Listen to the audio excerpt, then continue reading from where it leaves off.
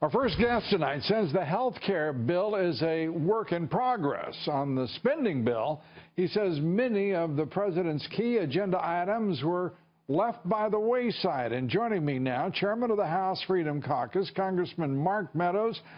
Congressman, great to have you with us.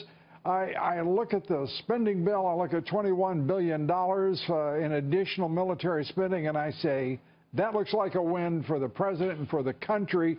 But I'm wondering where leadership is in the House.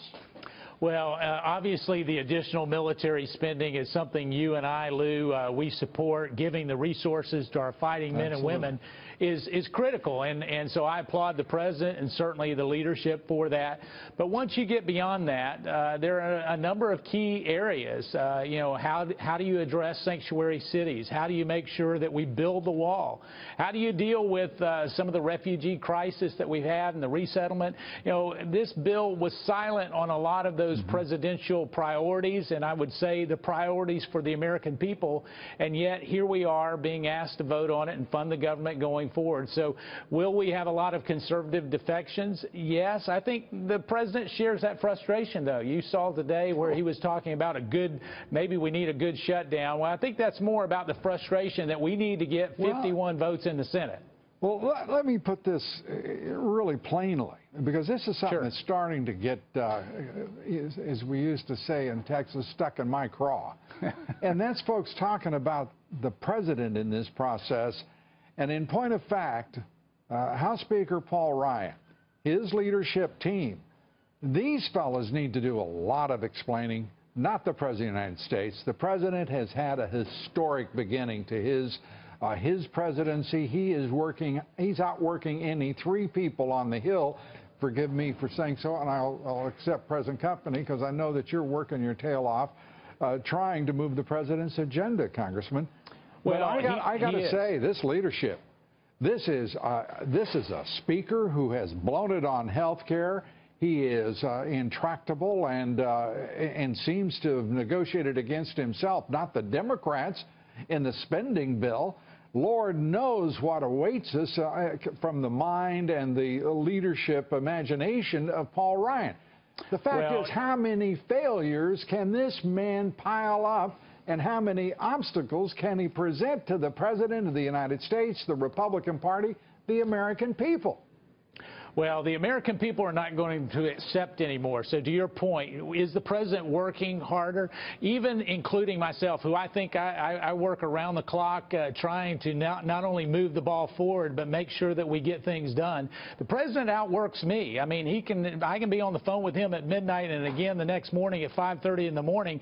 And so he is working for the American people. And if more people knew that, they would have a greater appreciation. But specifically with regards to the leadership, we've got to deliver this week on health care. If we don't, it will be a failure of gargantuan proportions. So the leadership has to do that, but not just here in the House, in the Senate as well. What people are tired of are excuses.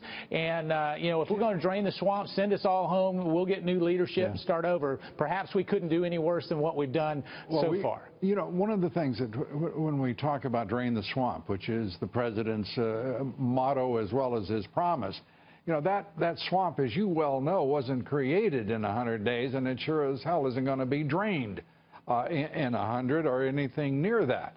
So, well said. I mean, and you're spot on, Lou, because I think the real critical thing is this has grown over time. And so yet the American people have lost their patience. So they want to see real strides in terms of draining that. I know the president's committed. I know that I'm committed. A number of my colleagues are committed. But here's what I don't understand, Congressman, and that is this president has shown you all how to win a damn election, if I may swear. Because I'm getting a little emphatic about it. As you wouldn't have won a presidential election unless, in my judgment, Donald Trump had been there to lead you. You wouldn't have had the change in direction and policy and all of the actions that he's taken. And I'm talking about executive orders and memoranda and turning the national conversation, whether the issue is illegal immigration, North Korea, Russia, you name it. He has already begun working on it. And for the party not to support this president, the American people are not stupid. They are watching Paul Ryan. They're watching Mitch McConnell, who has done a terrific job with Neil Gorsuch, moving him to the high court. But by God, it's time for the Republicans to act like they know what they're doing and have triple-digit IQs and spines and follow this president's lead. Well, you have to start with a spine. You have to be willing to move on forward. But it's not even necessarily the IQ, Lou, that we have to worry about. What we have to do is understand really smart fellows wouldn't be acting like your leaders. Well, and you're right. I mean, what we have to do is understand we've made a promise.